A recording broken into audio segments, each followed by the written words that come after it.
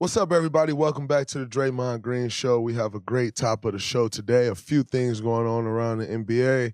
Um, our win yesterday versus the Thunder was a good win for us. I think that's our first time winning back-to-back road games, they said, this year. Winning 4 out of the last 6 games. And the 2 we lost, we gift wrapped to teams. But we'll get into that. First, let's get some housekeeping things out the way. This is your reminder that the top of our shows will be live, as this one is live today on Amazon app. Before they go out on your regular podcast platforms, you'll be able to get a first listen at Amazon app if you want to check that out. And we may be doing some merch giveaways on AMP, so there's an incentive for you to possibly check it out on AMP, merch giveaways, fun stuff. Also, Jackson will be saying what's up to y'all in the chat. If you love the Dubs, you know that January is a key month for us. Big matchups at home against Phoenix, Brooklyn, Memphis, and on the road against teams like Boston and Cleveland. Gonna be a lot of fun to watch on television, but what if you actually could be at those games? For last-minute amazing deals on tickets, not just to the Dubs games, but your favorite NBA team, check out Game Time, the fastest-growing ticketing app in the U.S. And it doesn't stop with the NBA. Game Time has tickets to the NFL playoffs, NHL, and college basketball games. Even concerts and comedy shows, too. So if you're in New York and you want to go see the Knicks take on Cleveland or the Lakers, Game Time has you covered. Or if you want to see Adam Sandler live tonight, this weekend, anytime soon, download the Game Time app, create an account, and redeem code GREEN in all caps for $20 off your first purchase. Terms may apply. Again, create an account, enter the code GREEN, that's Green, for $20 off. No matter where you live, get out and have some fun this week. Download Game Time today. Last minute tickets, lowest price, guaranteed. But let's get straight into the business. Warriors road win over the Thunder. That moves, like I said, that's 4 out of 6 for the Dubs. That moves us into 5th. Wow. 5th place in the West. After all of that, let's not get our hopes up too high. As we all know, the difference between 5th and 11th is like one game. Maybe 11 is an exaggeration, but you get the point. So it's important that we continue to put these wins together. But I thought last night in OKC, we got off to a really great start. I saw something interesting on the box score yesterday. OKC won the second, third, and fourth quarter. Now, albeit one of them was like by a point and blah, blah, whatever. They won the first, second, and third quarter, but we got off to such a great start. I thought in that first quarter especially, like we had the ball humming. Defensively, we were locked in. Offensively, the ball was just flowing. We were getting out in transition because we were getting stops. We weren't fouling. And they struggled to keep up with the speed a bit. I thought it was very interesting. Their coach didn't call many timeouts and tried to run with us. I knew that would change when at the end of the first quarter, I looked down at their bench. Now, shout out to young fella. He's having an incredible year. All-star, will be an all-star, as we all know. Shout out to young fella Shea. I looked down at their bench at the end of the first quarter, and Shea was down there like this. Now, he had both hands stretched back like this. And I said, whoa, they're going to keep trying to play at this pace. I also thought it was interesting because they have been starting, as you know, they have 2 Jalen Williams on their team. They have been starting both Jalen Williams, and they took the bigger Jalen Williams out, the big man, and they started small. Now, me and Loon always had this running joke about all these guards in the NBA and how there's no more big man. So Loon and I laughed about that. But I thought it was interesting because what they were pretty much saying was that they were going to match speed for speed. And they actually fare better when the bigger Jalen Williams is on the floor. He shot the ball really well last night too. But it was just interesting to see the theory. Like, most teams usually go bigger. They tried to match small. And I felt like if they would have kept matching us up small, like trying to match small groups, I thought we were about to run them out the gym and beat them by 40. But they switched their game plan, and Shea got going. I think we had him bottled up really well in the first quarter. He got a couple buckets there in the second quarter. They kind of got him going, and then he finished the game with 31, pretty much right around his average on the year. But man, I was really impressed with the development. We've all been watching Shea develop at this rate pretty much since his rookie year. I remember playing him in the playoff series with the Clippers before he got traded for Paul George in the Paul George trade, and he's been improving. But I was really impressed with the improvement of Josh Giddey. Last year, when Josh Giddey first came into the league, he was really a pass first guy. And still pass first, still looking to set other guys up. But it's like that he's gotten that floater down. Like, if I'm watching the game, mid-ranges and floaters, he's gotten that shot down. And at 6'6" or 6'7", for him to have to be able to get into the lane and shoot that floater consistently like he's been doing, that's going to be dangerous. Because what that'll mean is if he can continue to do that, you have a guy in Shea and him who can get to their spot and get to the shot they want to get to at will, which as you continue to build that team out, let's not forget they got Chet Holmgren on the bench. As Chet comes in and get his feet wet and, obviously you still got to become the player that everyone think you are, which I don't doubt that he will. Just the raw skill that he has at that size, I think is absolutely incredible. Josh can really get everyone else involved. So you still have a traditional point guard in a sense that will come down, not even think about his shot at all, get everyone else involved. But that ability to get to that shot when you can't get everyone else involved, that's going to be very critical. And as his career goes on, even if he just plays the traditional point guard and get others involved and never go shot first, with having that, he'll average somewhere between 14 and 18 points a game. That's without even having a score-first mindset. He can do that. Now, he continues to get better. That shot continues to get better, and it can be even more. So I think, that OKC team and what they're doing, it can get interesting. It can get very interesting. And then, as you know, they have some young guys like Zhang, who we really can't even tell yet if they're going to pan out or not. So say they do, can get interesting. So that was, I really enjoyed playing against those guys last night. You continue to see their growth. They're right in the thick of things. I spoke about the game apart, or they're right in the thick of things in the playoff hunt, which I think is absolutely amazing. So very fun game to play in last night. Like I said, I thought our start was great. And the way we closed the game out was great. Obviously, they have made their run. They cut the lead to 2, possibly even tying the game up. And, we made our run, pushed it back out to 8. And once we pushed it to 8, that was kind of a wrap, and they couldn't get back in after that. But definitely fun game and a much-needed win for us. Put 2 in a row. 2 in a row together on the road is big. Now, in saying that, to start this road trip 2-0 with a win tomorrow and here in Minnesota will be great. So that's important. And looking ahead to the Minnesota game, obviously they're still without Karl Anthony Towns. Anthony Edwards is having an incredible season. And since Karl Towns has been out, he's really picked up his scoring. He's picked up his aggressiveness. And, it's very interesting because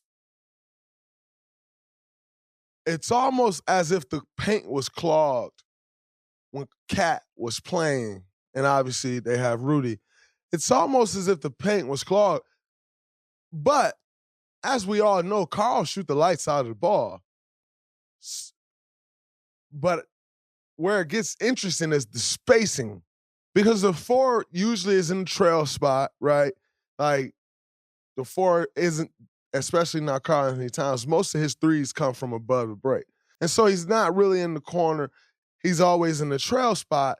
And what that does for driving angles for Ant, like, even if you have to honor Karl Towns, and maybe not help as much, it still clogs it up a little bit. It puts someone in gaps and takes away some of the driving angles. So to see that now there's only one traditional big out there with Rudy and Ant's flourishing. And I also think when Rudy missed some games, the Cat was playing, Ant was flourishing. It's an interesting take, because my first take when the trade happened with Rudy was that you're going two traditional bigs and you have a very dominant guard, young, number 1 pick, kind of showing you he's ready to take the reign, and putting him out there with 2 traditional bigs. What's that going to do for his driving lane? And so it's been interesting just to see that dynamic on, like, whichever big it's been, he's been more aggressive and been able to get more into the paint. And so that's going to be something to reckon with. We have not played this group yet with only 1 big. So it will be interesting to see the difference in Anthony Edwards as opposed to the Anthony Edwards that we saw at the beginning of the year when we won here in Minnesota. Looking forward to that. But in saying that, as I always say, we come out, we take care of our business, we play Warriors basketball. I have no doubt in my mind that we'll be successful in that. Now, for a little bit of your NBA controversy this week. It came out the other day that Memphis stat keeper, is under fire for padding Jaren Jackson Jr.'s stats. That's interesting. The reason that's interesting is because, number one, if you don't know, I mean, we live it every night. Apparently, I needed to get 7.5 points last night. I only got 7. How do I know that? Because people talk so crazy on your social media when they bet and they don't successfully,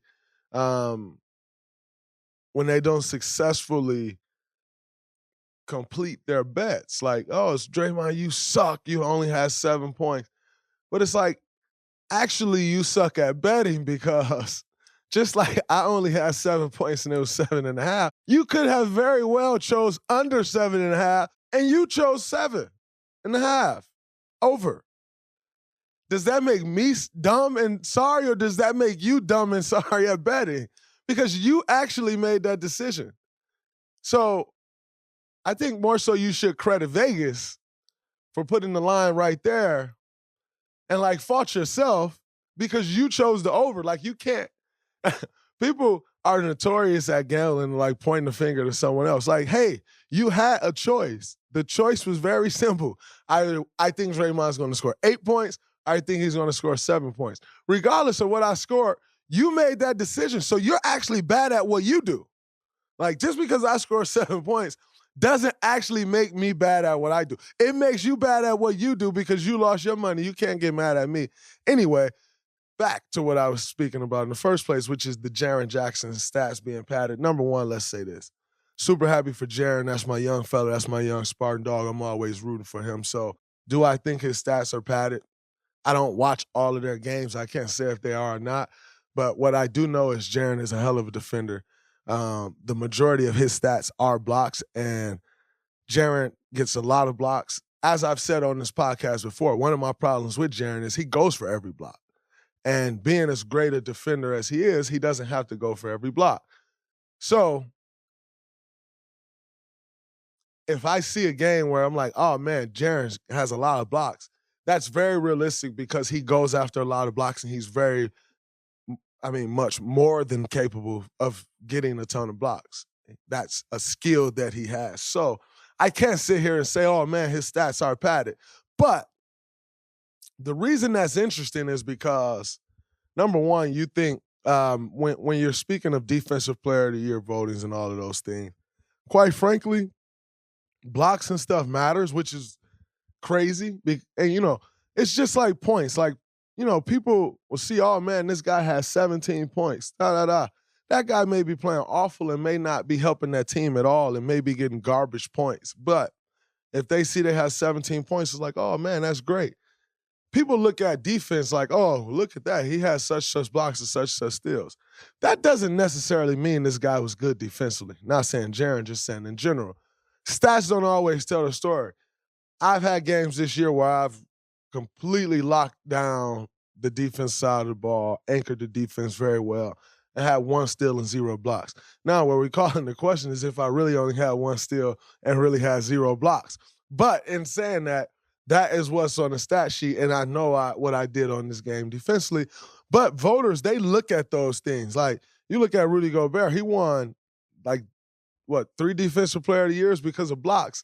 And, it matters to people. It really matters to people, the stats that someone has. And so it's interesting from there.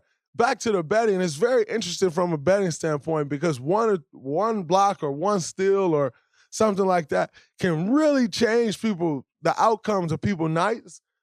In some cases, it can change the outcomes of people's lives. And, when you think about the money that people are betting on these FanDuel sites and hot streaks and all of these other things, it's really, it really matters.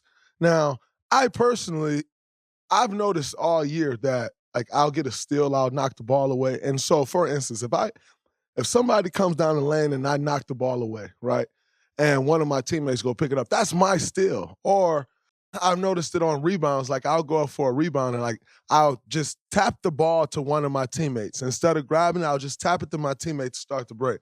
And I'll look up and I didn't get the rebound. And all year I hadn't really said anything. I'll just kind of let it go or whatever. My mom has said something to me for a while about this. They're not counting your stats.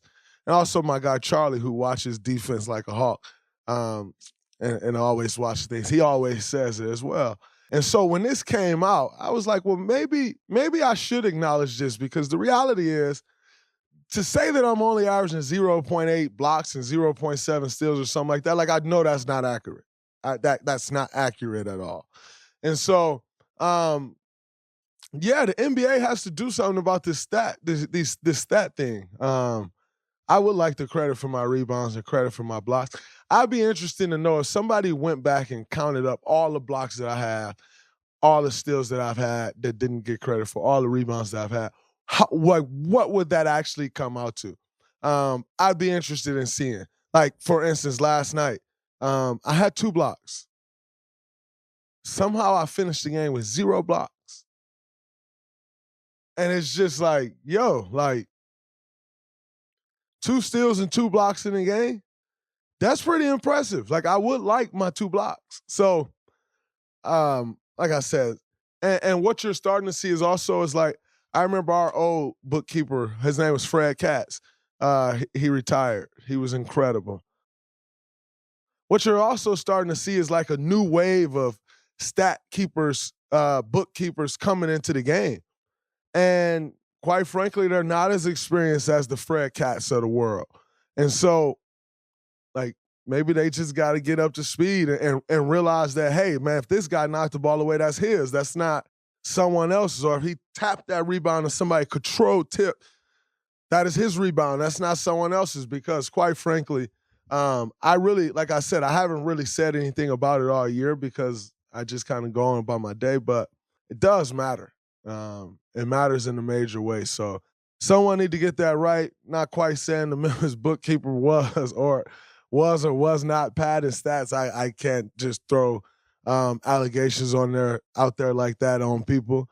It's a stiff allegation, so I'm not going to throw it out there. But I do know I've been missing some stats, and I just kindly like to ask if someone can help me out here and just make sure I get my stats. I'd very much appreciate it, because I'm missing some stats here, and like I said, they do matter. So if y'all can see to that, that'd be great. However, that's a wrap. This episode of the Draymond Green Show. We have an interview coming up later this week with Mr. President himself, CJ McCollum, leader of the New Orleans Pelicans. As we know, Zion Williamson is an all-star starter. Steph Curry is an all-star starter. Luka Doncic is an all-star starter. LeBron James is an all-star starter. And Big Yoke is an all-star starter coming out of the West. Out of the East, you got Donovan Mitchell. You have Kyrie Irving. You have Kevin Durant, Giannis, and JT. Shout out to the all-star starters. We actually have the all-star reserves coming up tonight, I think. If I'm not mistaken, it's tonight.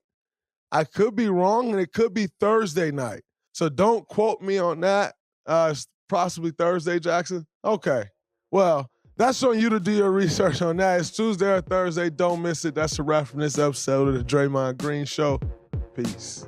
What's up, everybody? It's Draymond Green. Make sure you subscribe to the Volumes YouTube channel below so you don't miss any more of this great content going forward.